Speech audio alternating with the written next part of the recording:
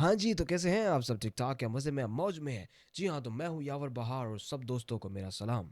जी हाँ, तो एक और वीडियो के साथ हाज़िर हुआ हूँ, जिसका नाम है जी क्रिसमस इन इस्लाम। जी हाँ जी, तो अभी रिसेंटली 25 दिसंबर को क्रिसमस था, जिसे हम क्रिश्चियंस की ईद भी कह सकते हैं। जी हाँ, 25 को क्रिसमस और 26 को बॉक्सिंग डे था।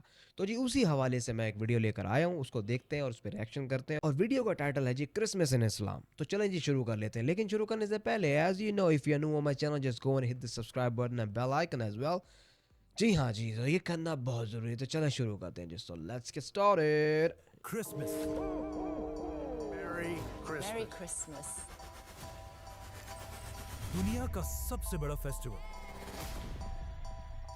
नो डाउट ये दुनिया का सबसे बड़ा फेस्टिवल है। क्यों? क्योंकि इस पूरी दुनिया में सेकंड नंबर पे आने वाला ये रिलीजन है। जी हाँ जी, तो दुनिया में सेकंड नंबर पे रिलीजन आ रहा है, तो इसे सबसे बड़ा इवेंट कहा जा सकता है। आगे देखते हैं। ये इतना बड़ा फेस्टिवल है कि मुसलमानों की ईदें जितना पैसा 10 साल में बनाती हैं, उससे भी ज्यादा पैसा क्रिसमस के सिर्फ एक साल में बनता है। ओह, लेकिन आखिर ये क्रिसमस मनाया क्यों जाता है? क्योंकि आज दुनिया के आपने बात पे गौर किया? बात यह है कि मुसलमानों की जितनी भी ईदें पूरे साल में मुसलमानों की जितनी भी ईदें आती हैं, वो उस साल में जितना पैसा बनाती हैं, उससे भी ज़्यादा क्रिसमस का ये 2 दिन का जो इवेंट होता है, उससे भी ज़्यादा पैसा, उन ईदों से भी ज़्यादा पैसा ये क्रिसमस 1 दिन में बनाता है। मतलब कि वो 2 दिनों में बनाता है। Wow man, amazing. आगे देखते सबसे बड़े रिलीजन क्रिश्चियनिटी का ये मानना है कि इसी दिन, क्रिसमस के दिन, जीसस ईसा अलैहिस्सलाम पैदा हुए थे। लेकिन अब क्वेश्चन ये है कि अगर यही दिन 25 दिसंबर ईसा अलैहिस्सलाम की बर्थडे है, तो फिर मुसलमान इसे क्यों नहीं मनाते? क्योंकि यहाँ पर एक बहुत बड़ी कंफ्यूजन है।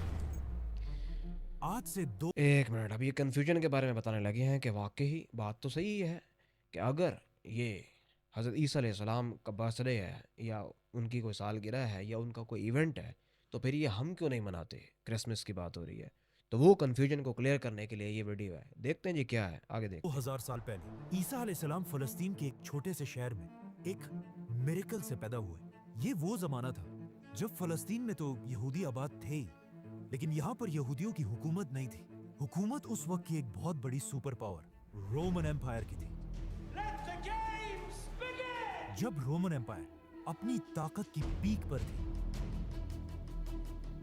और यहाँ के बादशाह का नाम था सीजर ऑगस्टस, एक जो मिनट। रोमन एम्पायर का सबसे ताकतवर बादशाह था। और एक मिनट इसके एक नाम मिनट एक मिनट एक मिनट एक मिनट एक मिनट मैं आपको ये सजेस्ट करूंगा कि जब आप ये वीडियो देख रहे हो तो वीडियो को रोक रोक के देखिएगा, समझ समझ के देखिएगा, ताकि आपको प्रॉपर इन्फॉर्मेशन जो है वो मिले। चलें आगे देखते हैं। को, ऑगस्टस को आज हम सब बहुत अच्छी तरह जानते हैं, क्योंकि इसी ऑगस्टस के नाम पर साल के एक महीने का नाम भी रखा गया। अगस्त। जैसे ही ऑगस्टस अपनी ताकत की पीक पर पहुंचा, उसने वही गलती की जो हमेशा हर बादशाह इस पोजीशन पर पहुंचकर करता है। ऑगस्टस अपने आप को एक आम इंसान की बजाय एक खुदा, गॉड कहलवाने लगा और पूरे रोमन एम्पायर में लोगों से अपनी इबादत करवाने के लिए अपने नाम के टेम्पल्स बनवाए।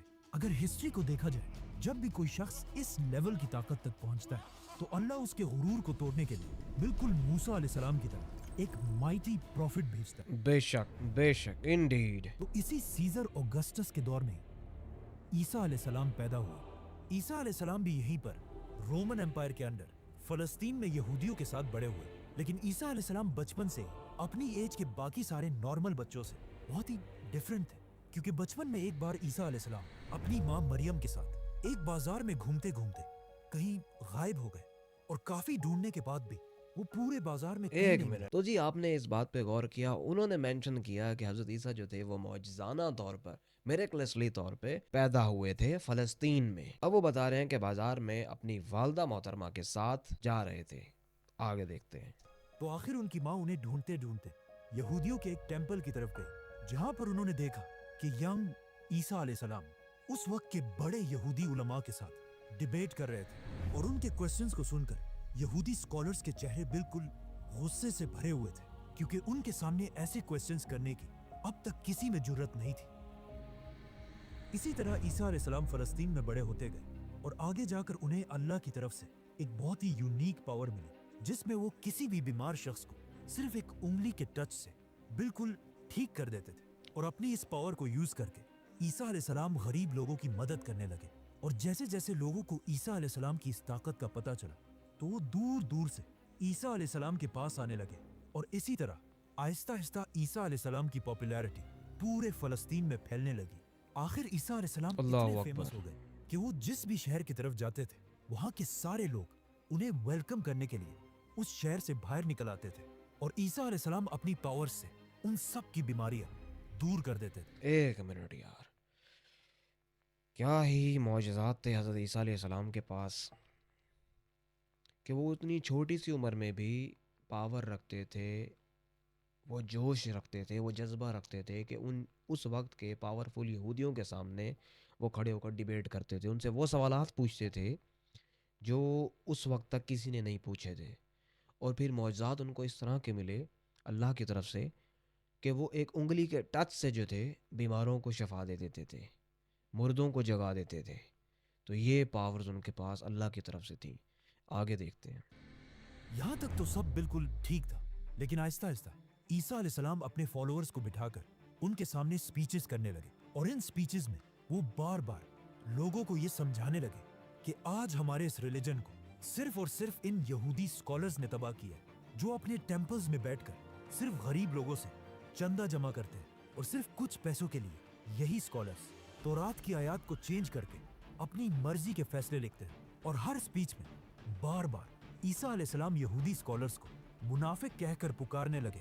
یہ سب سننے کے بعد یہودی عوام تو عیسیٰ علیہ السلام کی ان باتوں سے بہت انسپائر ہوتے تھے، لیکن عیسیٰ علیہ السلام کی ان باتوں سے یہودی سکولرز کے دھندے خراب ہونے لگے، جس کی وجہ سے یہودی علماء کے دلوں میں عیسیٰ علیہ السلام کے لیے سخت نفرت پیدا ہوئی، اور وہ یہ پلاننگ کرنے لگے کہ کسی طرح عیسیٰ علیہ السلام کو مار کر ان سے اپنی جان چھڑا دیں۔ لیکن سپر پاور رومن امپائر کی حکومت میں ایسا کرنا امپاسبل تھا، لیکن یہ سب بھی بہت جلد بدلنے والا تھا، کیونکہ آہستہ آہستہ عیسیٰ علیہ السلام فلسطین میں اتنے فیمس ہو چکے تھے کہ وہ فلسطین میں جہاں بھی جاتے تھے ہزاروں لوگوں کا کراؤڈ انہیں دیکھنے کے لیے جمع ہو جاتا تھا۔ اوہ، اچھا سٹوری ایسی ہے، ویڈیو ایسی ہے، اتنی پاورفل ویڈیو ہے کہ میرا بولنے کا بالکل دل نہیں کر رہا، کہ جی چاہ رہا ہے کہ بس سنتا ہی جاؤں سنتا ہی جاؤں سنتا ہی جاؤں۔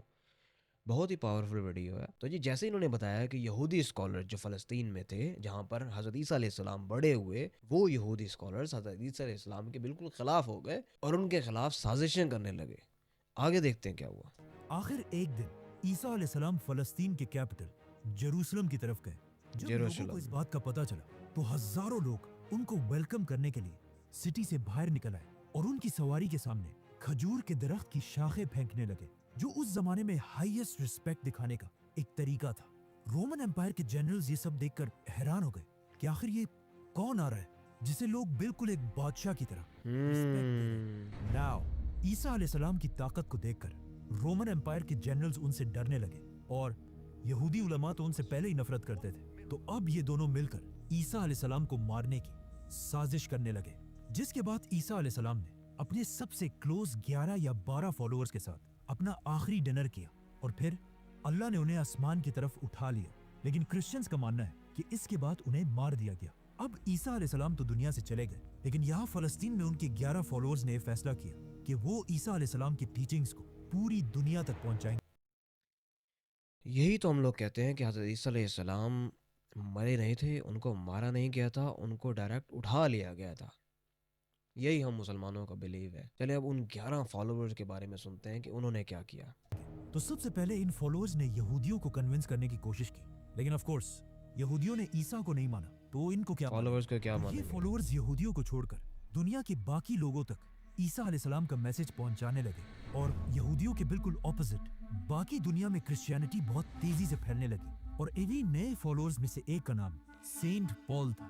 سینٹ پال۔ آج کی دنیا کی کرسچینٹی میں سینٹ پال کا سب سے بڑا رول ہے، کیونکہ پال سے پہلے لوگ عیسیٰ علیہ السلام کو صرف ایک پیغمبر اور اللہ کا بندہ سمجھتے تھے، لیکن پال نے پہلی بار دنیا میں یہ کانسیپٹ لایا کہ عیسیٰ علیہ السلام کوئی عام انسان نہیں بلکہ اللہ کے بیٹے اور خود بھی ایک خدا تھے۔ آج اچھا پوری دنیا کے کرسچنز تو عیسیٰ علیہ السلام کو خدا مانتے ہیں، اور اس سب کی شروعات سینٹ اسی پال، پال سے ہوئی تھی۔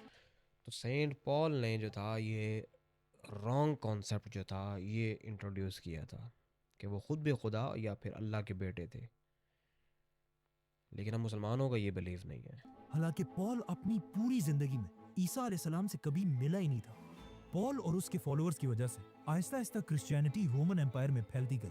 لیکن یہاں پر مسئلہ یہ تھا کہ رومن امپائر کا ریلیجن کرسچینٹی کے بالکل اپوزٹ تھا, اور وہ اس زمانے میں جوپیٹر کی عبادت کیا کرتے تھے. تو رومن امپائر کی اس عوام کو امپریس کرنے کے لیے اس زمانے کے کرسچنز نے اپنے ریلیجن میں کچھ چینجز کیے. نمبر 1, انہوں نے عیسیٰ علیہ السلام کے نام کو چینج کر کے ایک کامن رومن نام رکھا جو آج انگلش میں جیزس بن چکا ہے. جیزس. نمبر 2, رومن امپائر کے لوگ زیادہ تر یورپینز تھے, مطلب بالکل گورے تھے, اور عیسیٰ علیہ السلام فلسطین کے ہونے کی وجہ سے تھوڑے براؤنش تھے, اور اس زمانے کے وائٹ لوگ اپنے آپ کو باقیوں سے بہت اوپر سمجھتے تھے. تو اب انہیں امپریس کرنے کے لیے اس زمانے کے کرسچنز نے جیزس کی پینٹنگز بنانا شروع کی جس میں جیزس کو بالکل یورپینز کی طرح وائٹ دکھایا گیا. مطلب یہ دنیا میں آج جیزس کی سب سے پرانی پینٹنگ ہے. جیزس کی یہی پینٹنگز آج دنیا کی سب سے فیمس پینٹنگز ہیں, کیونکہ آج سے کچھ ہی سال پہلے جیزس کی یہ ایک پینٹنگ دنیا میں سب سے مہنگی بیچی گئی. $450 million میں. $450 million.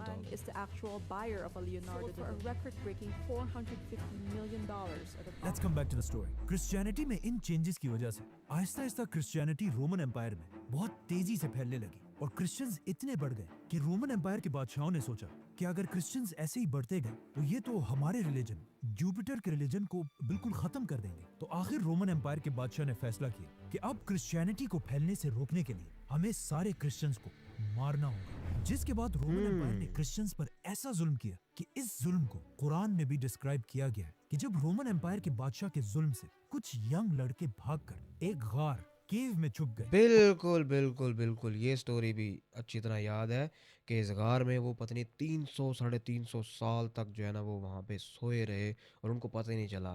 جب وہ اٹھے تو ان کو اندازہ بھی نہیں تھا. وہ کسی نے کہا کہ 1 گھنٹہ سوئے ہم, کسی نے کہا کہ 2 گھنٹے سوئے ہم. بالکل بالکل, یہ سٹوری ہمیں اچھی طرح سے یاد ہے. آگے دیکھتے اور ہیں. وہیں پر اگلے 300 سال تک سوتے رہے 300 جنہیں سال.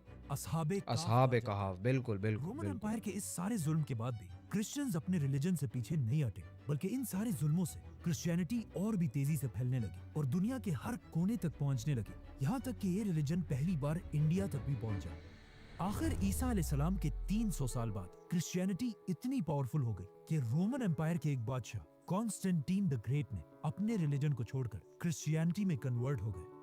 کیا بات. تو اب جب بادشاہ ہی کرسچن بن گیا تو رومن امپائر کے سارے حالات بالکل بدل گئے, اور اب تک جو ظلم کرسچنز پر کیا جاتا تھا اس سے بھی زیادہ ظلم جوپیٹر کے ریلیجن کے فالوورز پر کیا جانے لگا, کیونکہ اس زمانے کا رول تھا کہ جو ریلیجن بادشاہ کا ہوگا وہی پبلک کا بھی ہوگا. تو اب رومن امپائر اپنے پرانے ریلیجن کو زبردستی دنیا سے ختم کرنے لگے, لیکن یہ بھی کوئی آسان کام نہیں تھا, کیونکہ جوپیٹر کو ماننے والے بھی اتنی آسانی سے اپنا ریلیجن چھوڑنے والے نہیں تھے. تو اب یہاں پر اگین رومن امپائر نے کرسچینٹی کو دوبارہ ریلیجن چاہے جو بھی ہو, کوئی بھی انسان اپنے ریلیجن کو اتنی آسانی سے نہیں چھوڑتا, لیکن ریلیجن کو چھڑوانے کے لیے ان کو اوپر تشدد کرنا, ان کے اوپر ظلم کرنا, ان کو مارنا, جان سے مار دینا, یہ کہیں کی انسانیت نہیں ہے.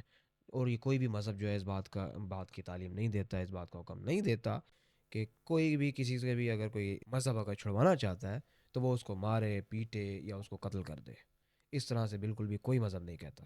آگے دیکھتے ہیں. بدلنے کی کوشش کی اور اپنے پرانے اور نئے ریلیجن کو ایک دوسرے کے ساتھ مکس کرنے لگے, اور یہیں سے پہلی بار کرسمس کا کانسیپٹ آیا. صحیح.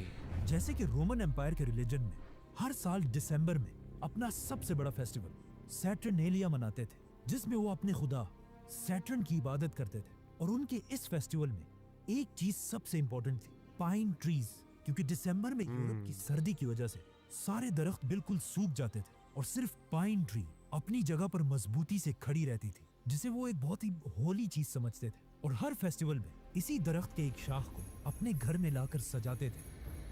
تو اب رومن امپائر نے اپنی پوری سلطنت کو ایک ریلیجن میں جمع کرنے کے لیے اپنے پرانے ریلیجن سے فیسٹیولز اٹھائے اور اپنے نئے ریلیجن سے جیزس کرائسٹ, اور ان دونوں کو ملا دیا, مکس کر دیا, مرج کر دیا. دسمبر کے مہینے کے آخر میں پیدا ہوئے تھے, اور سارے کرسچنز کو حکم دیا کہ اس دن کو 25 دسمبر کو بالکل پرانے ریلیجن کی طرح جیزس کرائسٹ کی برتھ ڈے مان کر سیلیبریٹ کیا جائے. اور اسی طرح ان دونوں ریلیجنز کو مرج کرنے کے بعد اب پوری رومن امپائر क्रिश्चियनिटी में कन्वर्ट हो गए। लेकिन आज दुनिया का कोई मुसलमान भी इस दिन को सही नहीं ऐसे ही है। और कुरान में भी ईसा अलैहिस्सलाम की पैदाइश की स्टोरी बिल्कुल ऑपोजिट है, क्योंकि कुरान में है कि जब ईसा अलैहिस्सलाम पैदा हो रहे थे तो उनकी माँ मरियम के पास सिर्फ एक खजूर का दरख्त था, जिस पर उन्हें हुक्म दिया गया कि घबराओ मत और इस खजूर के दरख्त को हिलाओ ताकि इससे तुम्हारे लिए ताज़ा खजूर गिर सके और तुम्हें ताकत मिले। खजूर का दरख्त। अब मसला ये है कि दरख्त पर खजूर तभी बनते हैं जब सख्त गर्मी का मौसम है, which means according to Quran ईसा अलैहिस्सलाम की पैदाइश जरूर गर्मी के महीनों में हुई होगी और दिसंबर का तो कोई सवाल ही नहीं। बिल्कुल बिल्कुल और ये सिर्फ बिल्कुल। कुरान में ही नहीं बल्कि क्रिश्चियंस भी लॉजिक मानते हैं लॉजिक। कि उन्हें ईसा अलैहिस्सलाम की पैदाइश के सही दिन का पता We नहीं don't है। really know for sure when Jesus was born. जो भी हो, अब पूरी रोमन एम्पायर क्रिश्चियनिटी में कन्वर्ट हो चुकी थी और जैसे ही रोमन एम्पायर के लोग क्रिश्चियंस बने, ये वही टाइम था जब अल्लाह ने असहाबे काफ को अपनी लंबी नींद से उठाया और उन्होंने उठकर एक दूसरे से पूछा कि हम ज्यादा से ज्यादा कितने वक्त तक सोए किसने होंगे। कहा तो उनमें एक से एक घंटा, ने कहा कि किसी ने एक या आधा दिन। आधा। लेकिन जब वो बाहर अच्छा। निकले उन्हें पता चला कि यहाँ तो सब कुछ बिल्कुल बदल चुका है। इसके बाद क्रिश्चियनिटी दुनिया का सबसे बड़ा रिलीजन बना और आने वाले वक्तों में Roman empire, British empire, Spanish empire की वजह से आज तक क्रिश्चियनिटी दुनिया का सबसे बड़ा रिलीजन। दुनिया का और सबसे क्रिसमस बड़ा रिलीजन दुनिया का क्रिश्चियन। सबसे बड़ा फेस्टिवल। आई थॉट जिसमें इट्स हर द साल सेकंड वन। पूरी दुनिया से लोग $1 ट्रिलियन से भी ज्यादा पैसा खर्च करते हैं, जो हर साल के ईद से 10 गुना ज्यादा पैसा है। लेकिन ये हमेशा से ऐसा नहीं था। क्रिसमस पहले के जमाने में सिर्फ एक छोटा सा फेस्टिवल था जिसमें लोग चर्च में जमा होकर अल्लाह और ईसा अलैहिस्सलाम को याद किया करते थे। लेकिन आहिस्ता आहिस्ता लोग इस सब से बोर होने लगे, तो अब लोगों को दोबारा क्रिसमस की तरफ अट्रैक्ट करने के लिए कुछ लोगों ने क्रिसमस के इस फेस्टिवल में नई चीजें ऐड की, जैसे कि म्यूजिक, गाना, शराब। और क्रिसमस के इस फेस्टिवल में जो सबसे बड़ा एडिशन किया गया वो था सैंटा क्लॉज, जो पुराने जमाने में एक real Christian scholar saint Nicholas थे, जो अपनी जेनरोसिटी की वजह से पूरे क्रिश्चियंस में मशहूर थे। आज से 150 साल पहले जब पहली बार सेंटा क्लॉज को इंट्रोड्यूस कराया गया तो वो ज्यादातर ग्रीन या ब्लू कपड़े पहनकर बच्चों को गिफ्ट्स दिया करते थे। लेकिन ऐसा ऐसा कोका कोला सेंटा क्लॉज को अपने एड्स में यूज करने लगा। मैं तो बड़ा हैरान हूँ कि इस क्रिश्चियनिटी रिलीजन में बहुत ही ज़्यादा चीज़ों का एडिशन किया गया है, जैसे कि वाइन, जैसे कि सेंटा क्लॉज, जैसे कि क्रिसमस खुद को बनाने के लिए मतलब कि उन्होंने 2 चीज़ों का एडिशन किया कि क्रिसमस को बनाया जा सके, कि क्रिसमस इस तरह से मनाई जाएगी, क्रिसमस दिसंबर में मनाई जाएगी। तो ये बहुत ही हैरानी वाली बात है कि इतनी चीज़ों का एडिशन किया और आखिर किया किसने और आखिर इसकी ज़रूरत ही क्यों पड़ी, समझ से बाहर है। आगे देखते हैं। और इसके कपड़ों को ग्रीन कलर से बदलकर बिल्कुल अपने बॉटल्स की तरह रेड और व्हाइट बना दिया। आज क्रिसमस पूरी दुनिया का सबसे बड़ा फेस्टिवल जो सिर्फ इस वीडियो को देखने के बाद तो मुझे ऐसा फील हो रहा है कि ये पूरा का पूरा मतलब कि क्रिसमस का निज़ाम जो है ये यहूदियों ने चलाया है, मतलब कि ये यहूदियों ने चलाया, इसराइलियों ने ये सारा सेटअप लगाया है। कोक उन्हीं का प्रोडक्ट, बिजनेस वही लोग कर रहे हैं, ठीक है ना। क्रिसमस को उन्होंने एज ए रिलीजियस इवेंट नहीं लिया बल्कि उन्होंने पूरे क्रिसमस को ही बिजनेस बना दिया, जो कि बड़ी हैरानी वाली बात है। आगे देखते हैं। क्रिश्चियन कंट्रीज में नहीं बल्कि चाइना और इंडिया जैसी बड़ी कंट्रीज में भी मनाया जाता है, जिसकी वजह से क्रिसमस के फेस्टिवल में पूरी दुनिया से $1 ट्रिलियन से भी ज्यादा का बिजनेस होता है। और ये $1 ट्रिलियन इतना ज्यादा पैसा है कि अगर मुसलमानों की 10 साल की ईदों को भी मिला दिया जाए तब भी वो 1 साल के क्रिसमस से कम बनते हैं।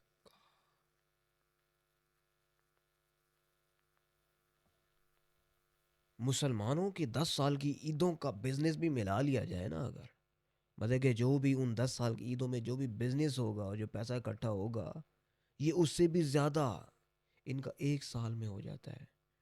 ये तो थी वीडियो की तरफ से इन्फॉर्मेशन। करेक्ट इन्फॉर्मेशन ये है कि नहीं, इसके पास सर्च करनी पड़ेगी। तो जी ये थी जी वीडियो। इस वीडियो के बारे में आप लोगों के क्या ओपिनियंस हैं, क्या राय हैं, वीडियो के कमेंट सेक्शन में ज़रूर मेंशन कीजिएगा। वीडियो अच्छी लगी तो लाइक कीजिएगा, शेयर कीजिएगा। और एक बात जो मोस्ट इंपॉर्टेंट है, ये वीडियो बनाते हुए अगर मेरे मुंह से कुछ गलत निकला हो, किसी को हर्ट हुआ हो तो उसके लिए बहुत बहुत माजरत। ये वीडियो बनाने का मकसद किसी के रिलीजियस बिलीव्स को हर्ट करना बिल्कुल भी नहीं था। तो जी thank you so much guys for watching this video and for your precious time, and I will see you in the next video. So take care, until next.